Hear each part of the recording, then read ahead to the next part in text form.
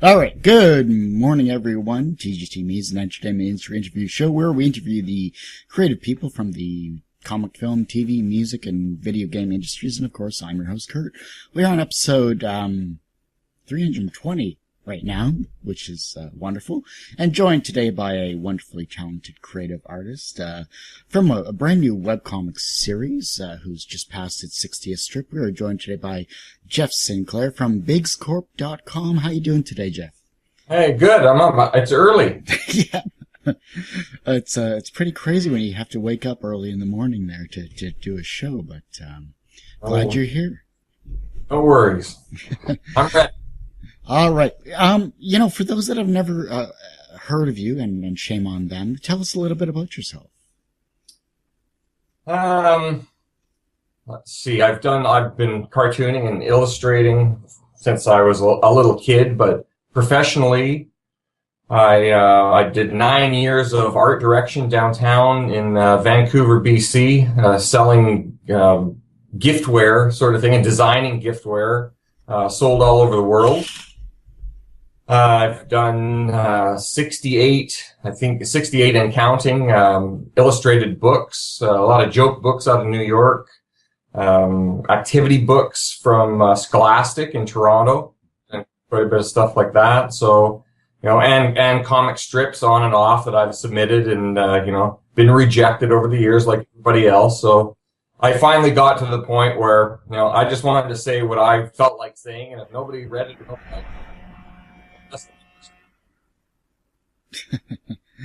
Well, it's good to have a positive attitude when it comes to stuff like that, especially when you've been in the industry as long as you have. But why did you want to transition to the internet? I think from seeing newspapers, and the more you read and that sort of industry is going the wrong way, right? It's not something that's expanding. So, better that you publish something that you want to publish. No one really, it's probably, I'm kind of an A-type personality, so it's a bit about control.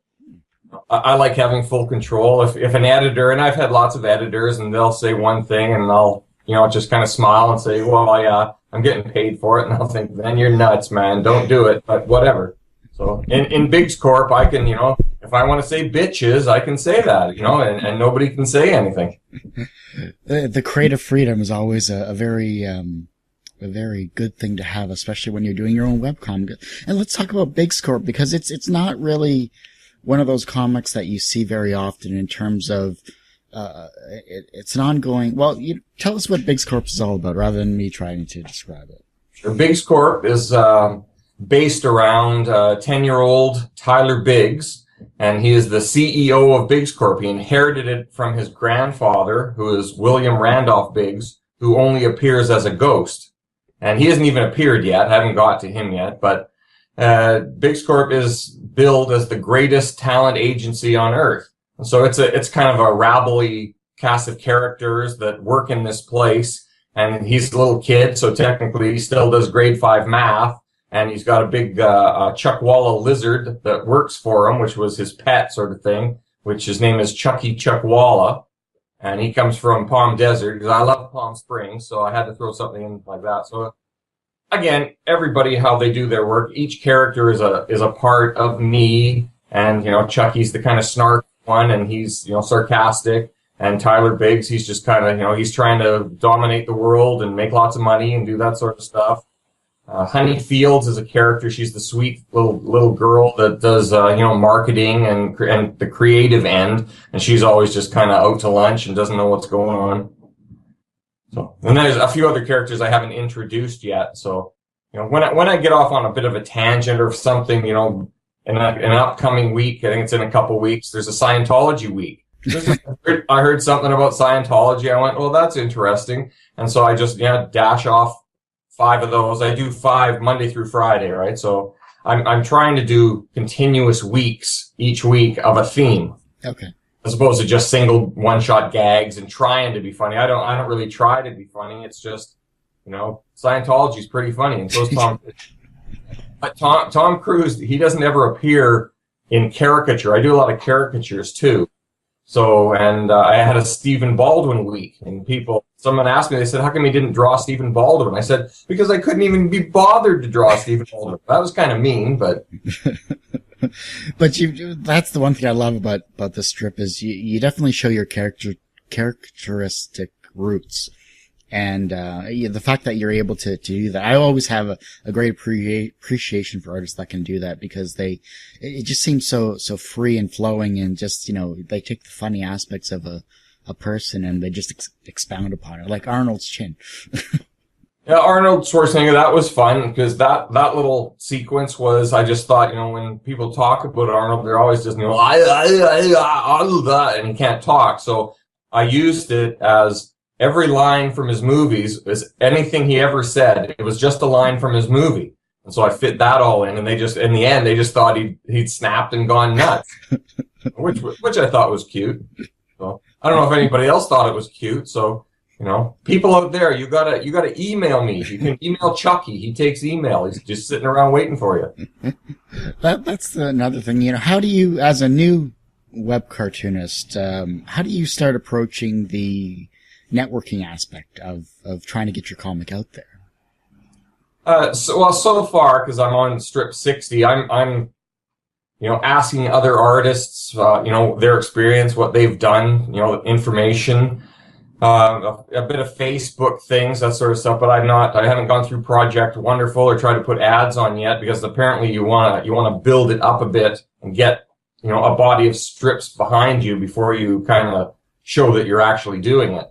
So, and I think apparently 60 is around the number, right? So, but doing 5 a week, I think I'm currently I'm just a hair under 80 that I've got that are uploaded sort of thing. So, a month from now I'll have 100. And a lot of people, I've had 100 strips. That's a big deal. I'm thinking I'm just working through it. I mean, I'll just, you just keep banging through them. So. No, that's good. That's good. I mean, 100 Probably, mostly, yeah. Go ahead. Oh, I didn't hear what you said there. My computer went crazy. I was saying go ahead. I think there was a bit of a delay there. Okay.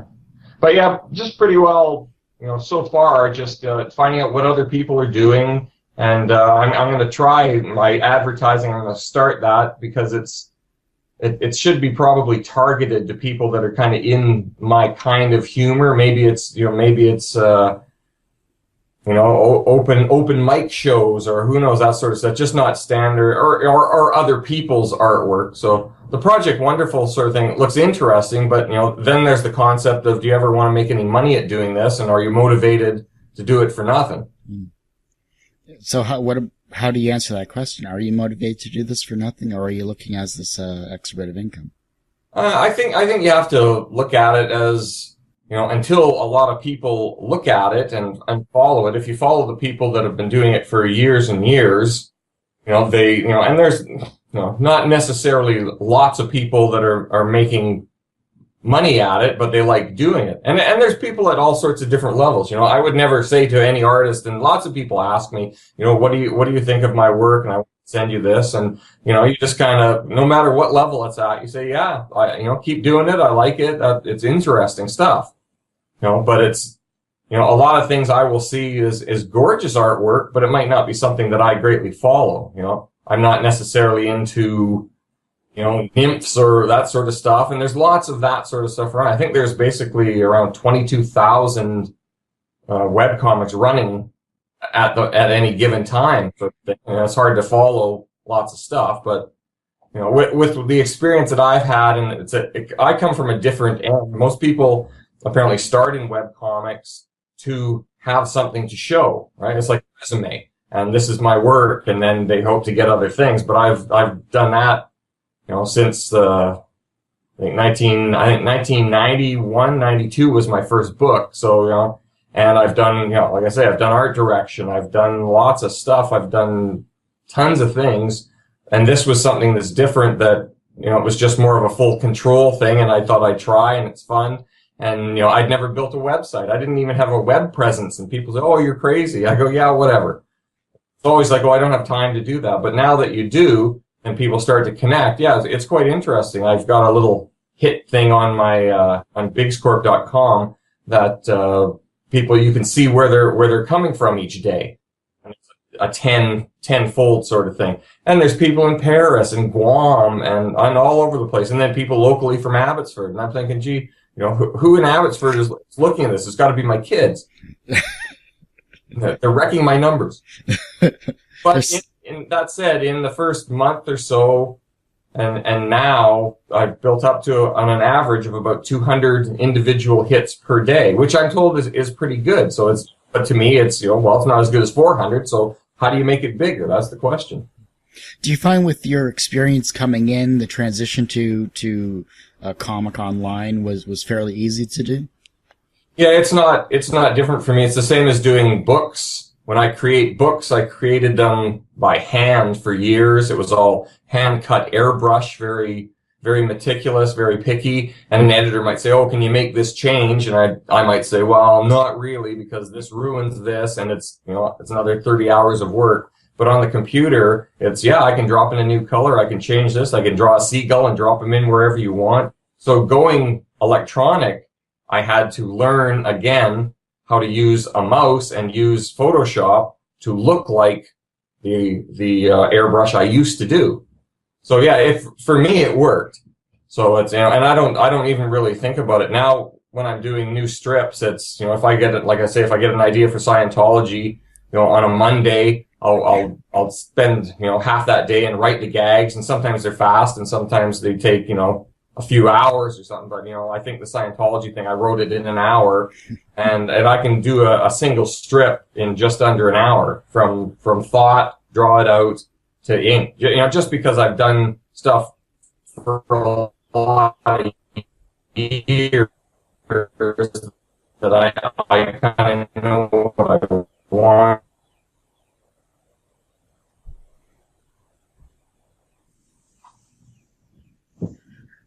I think we lost audio there for a second.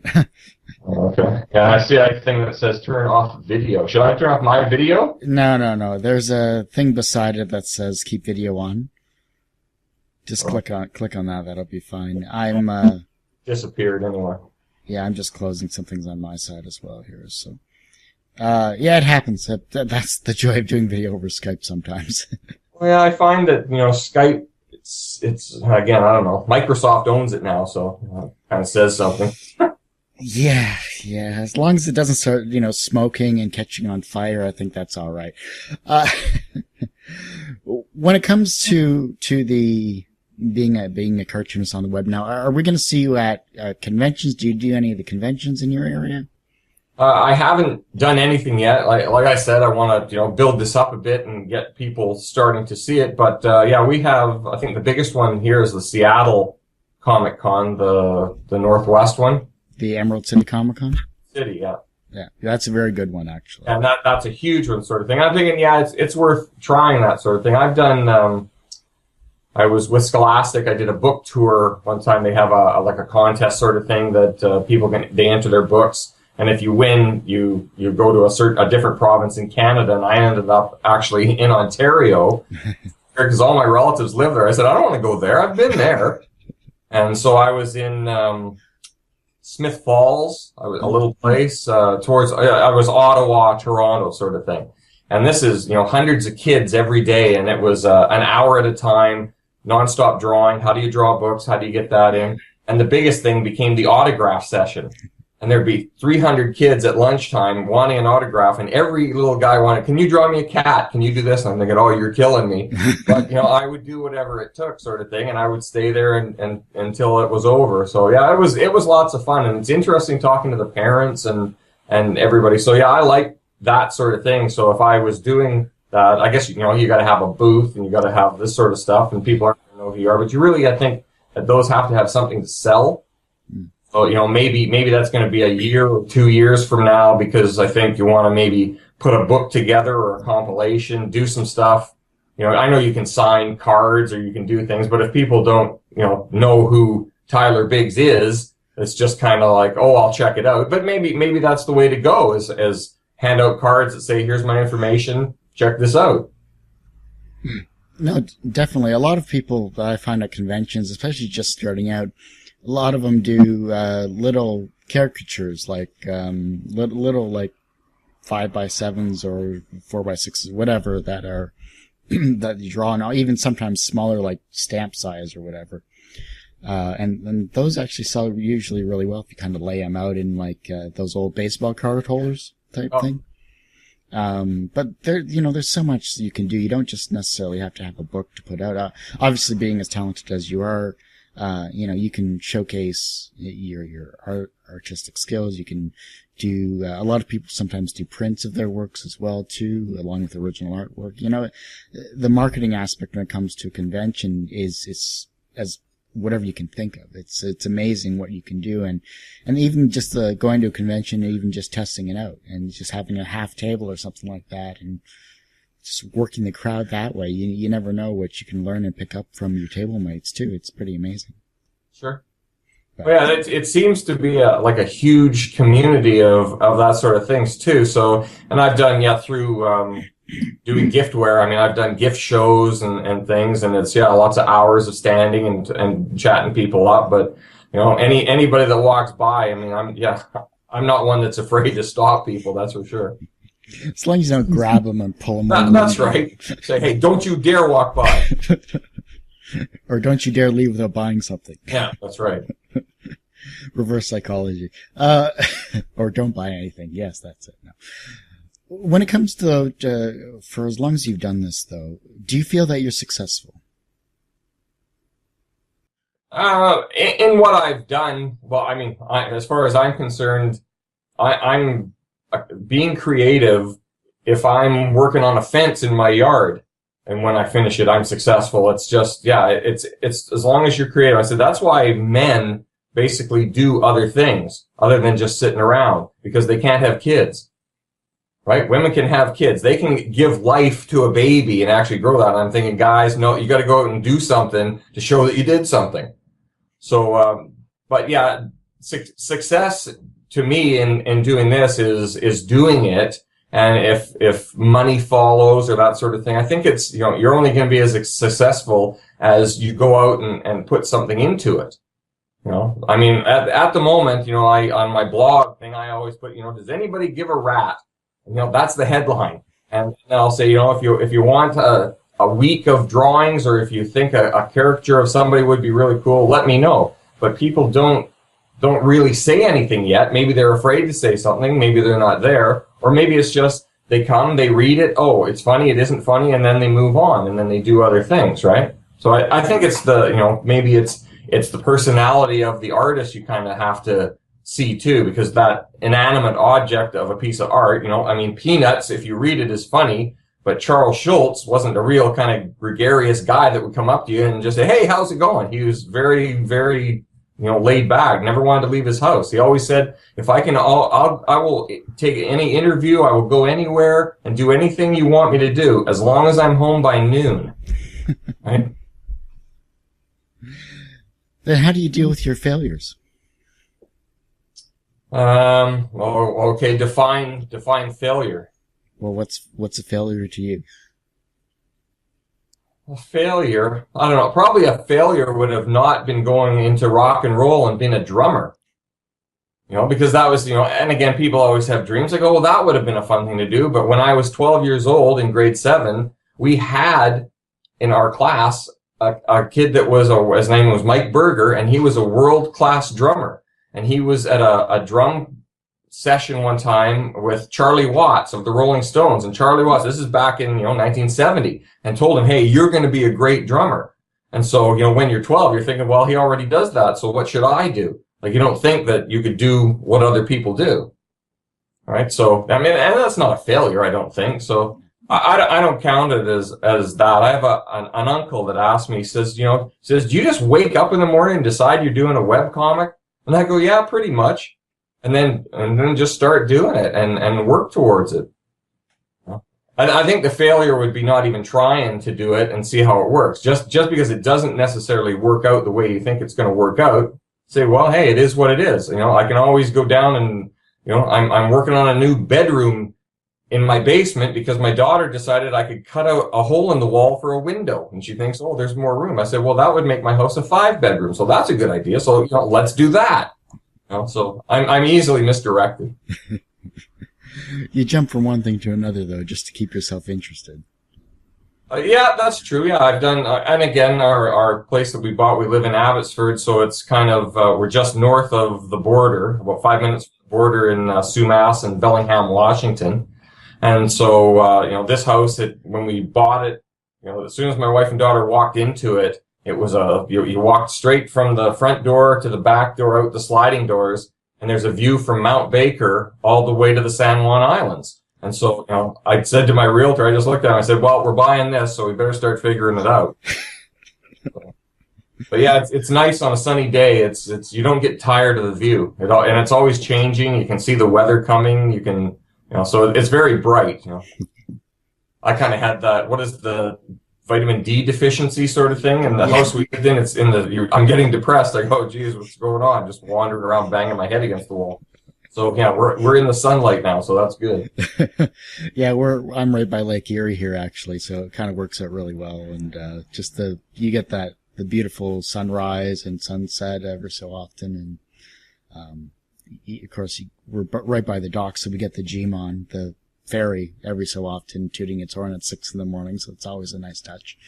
You're in Windsor, so you can pop over to Detroit and pick up 10 houses if you need to, sort of thing. Yeah, if I have lots of stuff over there, pocket change, just here's a buck, I'll buy that. Yeah, exactly. That's horrible, but what are you going to do? Things got to change there. Yeah, that's the economy for you. But as long as their baseball team is doing good and the hockey and the football, well, yeah, pretty much those are the only good teams there now. What about, you mentioned Charles Schultz. Was he an inspirational person for you? Well, like most cartoonists say, right? Because our newspaper, the Vancouver Sun, was what we got every day. And, and color comics came on. We got color comics on Saturdays, actually. They always came on Saturday, not on Sundays. But that was something that I followed when you were a kid, and then you start learning to draw, and that was an easy thing to mimic because it's a round head and a little body, and starting in school, for good or for bad, I was the person that if you're doing a show and tell, I could draw on the chalkboard, I could do something, and you got attention from it, and people would say, oh, isn't that good, and you're going to be an artist, and I think, oh, okay, so that's kind of where you focused. And then you look back on, I've got some drawings that I find that are, from old stuff. And I'm just thinking, man, what were you thinking?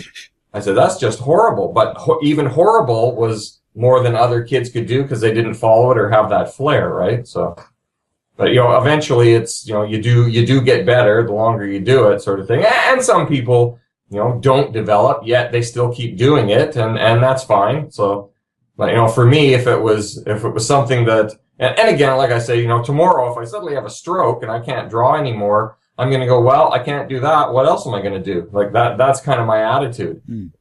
I tend to kind of, I accept whatever it is and I move on, and, that's a part of life, I suppose. I had a question here and I almost lost it. When did you find your style? Oh, probably very young. I remember reading, we had one of the best, as far as I'm concerned, one of the best editorial cartoonists that there ever was in the world was Len Norris, that worked for the Vancouver Sun for years and years.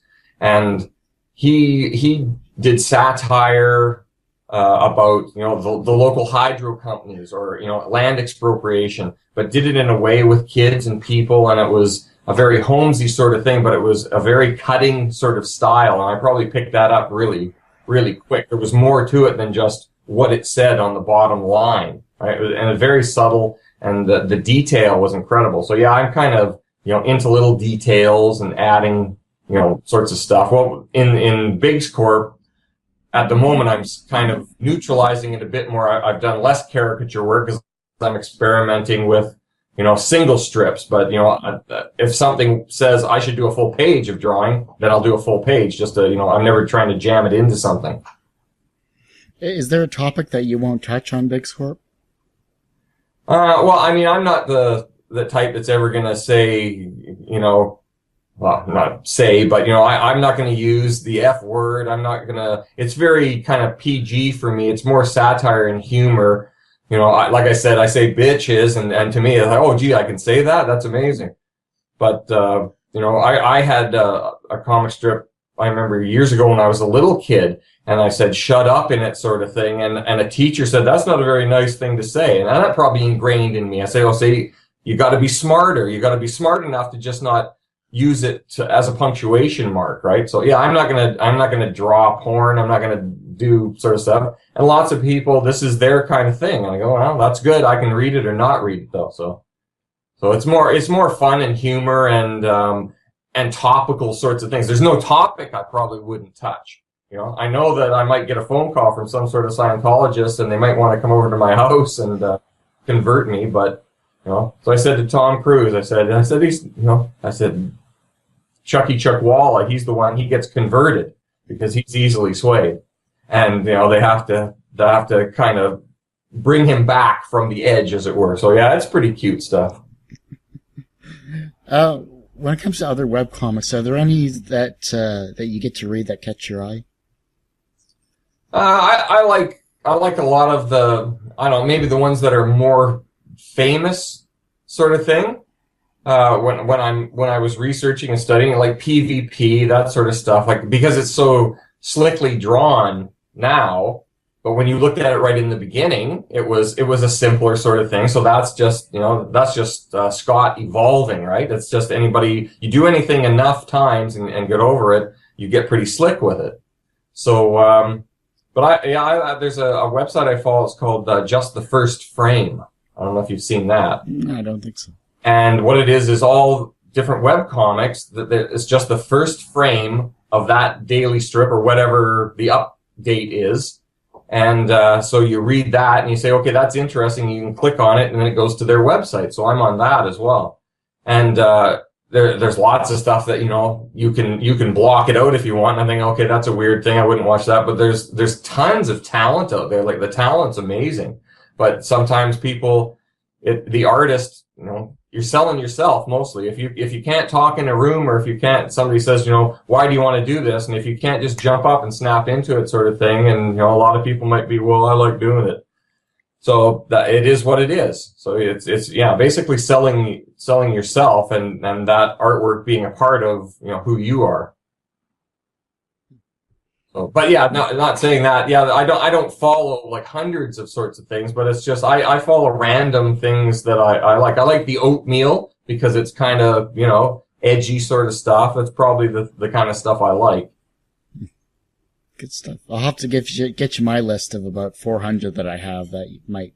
Oh yeah, email me. That's right. Then I can start spending my day following that. Another good website you should check out is inkoutbreak.com. That actually is a webcomic listing site that actually has a really good collection of comics in general. That you can actually find which ones have been more popular during the day or the week, and it's not just your standard big names. It's a lot of a good variety overall. So similar to the First Frame, it's at least gives you their website and their information, and you can click on it and see what their comic is like. And if you sign up, you can actually get almost like an RSS feed reader type style once you load up the site. So something a little more organized for you. Brian King does that one. He does a good job on it. Is there anything that I haven't touched upon that you'd like to share with the watchers and listeners of the show? Just that check out Biggscorp and see what you think. I mean, I think it's fun. I entertain myself ultimately. And I don't really ask people much about, you know, what do you think of this gag? When I was first doing it and setting it up, I would show it to people, but now it's, you know, I go with whatever I feel is, you know, humorous to me and what's going to be funny. And usually if I think it's funny, or if I kind of laugh out loud and think, oh, I get a good chuckle out of that, then other people should. So, you know, or not, who knows? You know, but either way, you can email Chucky Chuckwalla at Biggscorp and he will return your email, guaranteed. I dare you to email him. So if you sell him a year's supply of turtle wax through email. Well, he's a lizard. He's not a turtle, but yeah, that's true. But yeah, he's got actually him and Keith Richards have something in common. I did some Keith Richards stuff because they have the same kind of leathery skin. You know. Did Keith pre-order his boots of Chuck Waller there? Well, yeah, he did tell him that, you know, he says, hey man, he says, I like your skin. He says, I can make you a pair of boots. It was cute, but you know, Keith was kind of, he didn't, and the thing about Biggscorp too, it's a lot of, all these celebrities that I do, everybody that comes, everybody wants to get signed to Biggscorp because that is the premier talent agency in the world. And a lot of people don't make the cut. And so you kind of got to be kind. But, you know, some people like Stephen Baldwin, and I don't want to rag on the guy, you know, he brings in his resume every 2 weeks. And, you know, we just have to say it's not happening for you. But he keeps trying. Gary Busey was actually in the first Biggscorp. And I FedExed the first original to Gary Busey in Malibu. And now he's dogging me. I've got a that worked with him, and he is trying to get him to take a photograph of it so I can put it on my blog. He hasn't done it yet, so I said, I don't want to have to, you know, have a car hit him, but it happens because I can do what I want. So, you know, I like Gary because he likes to yell out things, right? So, and then you have to graphically try and figure that out. So he pops in and out. Sometimes he'll bring cookies, or he originally actually showed up with cookies made of meat, so that wasn't. If you ever get a chance, look up Gary Busey, something about a graduation speech. He did a graduation speech for the online universities, and you might get some more inspiration from that. Yeah, they have a thing called the Busey Zone, which he just kind of says random things, right? It's quite interesting. But, you know, and again, Gary Busey is not you know, he's not what he appears. No. You know, expect that. He's a sharp guy, so he kind of knows this, and he's playing it up, and, you know, it is what it is. Yeah. So. Awesome. Well, you know, I really appreciate taking the time here, Jeff, and, you know, it's been a rather inspirational talk to have you here because I like seeing, you know, new cartoonists, new webcomic people come into the community and really showcase what they have, and I look forward to seeing what you have in the future, and I'd love to see your very first book. How many pages do you think you're going to have with that? I think a first book, you have to have a compilation of probably a year's worth of work. So 250-ish drawings, say about 120 pages, I think you would have to do to make it a proper book, you know, and do a full color cover. You know, but like I say, then, you know, you have the expense of doing that. It's maybe, yeah, like you say, you go to a comic con, you get some people seeing you. I mean, and I can ask you, you know, what is a good number of hits per day that you think is somewhere where a feature is actually working? I mean, is it 500? Is it 1,000? Is it 50? Who knows? You know, I think it comes down to not the number of hits. The number of hits are misleading. That's not what you should focus on. You should really focus on getting that networking aspect as you're doing, but you have to build it up more. Introducing your Twitter, your Facebook, you toss in a few Instagrams if you wanted. You're going to have to really embrace the social networking and the technology as it is, and really get your name out there and start the conversations and really going back and forth. And, I've seen people that have said that they get, you know, the more successful ones, you know, we're talking like 10, 20,000 per day. We're talking like almost PvP style of hits, but I think it comes down to how active you are in the community, how active you are with people that are just noticing your work and, you know, asking for their input. Even though emails are great, it's all about the social networking, how you can put yourself out there. It's not like you're an introverted type guy. I can definitely tell that.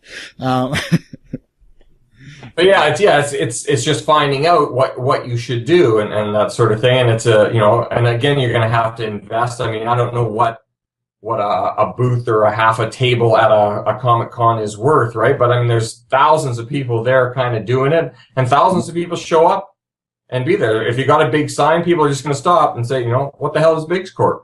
And then, there's your spiel that you're already talking. So let's just say, check it out and see if you like it. And it's, I'm not trying to change the world sort of thing, but, to get ahead of the fray sort of thing or rise above it, if there's a lot of cows out there. Now that's something I didn't tell you about. I did a book, called Cows with Guns.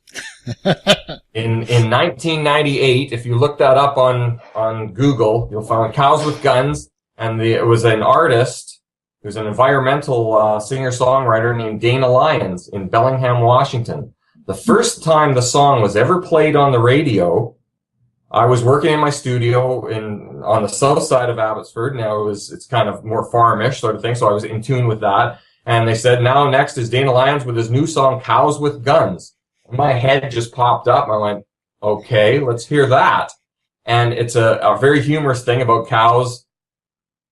They decide they don't want to get made into hamburgers, and they revolt, and they pick up arms, and they go against it. And then in the end, the cows get saved by chickens in helicopters coming down and shooting eggs at people, sort of thing, right? And it became, Cows with Guns became like a cult hit, and it was #1 in Brisbane, Australia for a while. And the first time I heard it, I thought, well, isn't that an interesting song? As soon as it was finished, they were talking, and Dana was in their studio speaking. So I looked up, it was CFMI, I think it was called. I can't remember the radio station. But I phoned the radio station, and the guy picked up there and he said, hey, this is CFMI. I said, is Dana Lyons still there? He says, well, no, he just left the studio. I said, oh, really? And I told him who I was, and I was an illustrator. And I said, I think that's the greatest song I ever heard. It should be a book. I said, do you have a number on him? And he said, hang on. He says, yeah, here's his home number. He's like, here's a stranger. Just phone in Bellingham radio station. The guy gives out his phone number. I phone him. He didn't call me back for a couple of weeks because he probably thought I was nuts. I was the second call he got saying, hey, I want to make a book out of it. And so we started to follow the trail. I did all these roughs for it and had the vision, because I could just see it as not a kid's book, but it was about a 48-page book in total that it came out to, and it just followed along each line. It's fat and docile, big and dumb. They look so stupid, they aren't much fun. Cows aren't fun. And dun da da dun da da dun, like that, if you listen to the song. And eventually, I said to Dana, well, this would make a really good book. What do we have to do? He says, well, I said, we have to find a publisher, preferably in New York, that would want to do it. You can't just do it by yourself. He says, okay. And I said, I'll work on that. 2 weeks later, I got a phone call from Peter Miller from PMA Literary and Film in New York. And he's on the phone. He goes, Jeff, Cows with Guns, da-da-da-da-da-da-da. He goes, I love it. He says, I sold the book. And I went, okay, well, I don't have the rights to sell the book, but I go, that's interesting. I said, well, who'd you sell it to? He says, I sold it to the second biggest publisher in New York. I sold it to Penguin Putnam. And I'm thinking, okay, that's pretty cool. So yeah, and we put out Cows with Guns, and Dana, now he takes it around where he's going in the world when he's doing his thing, and he's republished it and kind of got the rights back from it. So it was, yeah, just from that, just from hearing something and deciding, like I say, I woke up in the morning and say, you want to publish a book? Yeah, let's do that. So it's kind of, you just work with people and you get a feel for something, it's right. And, I think Biggscorp is a fun thing. And, and I tell people that. And so it's, you just never know who you're talking to or who's going to email or what's going to happen. So, that's the kind of attitude I think you kind of have to have. It's just, if it's fun, just go with it and see what you can do. Definitely. Yeah, and I'm gonna have to look that up now because I want to hear that song. It has like that, almost that Wild West 1984 style.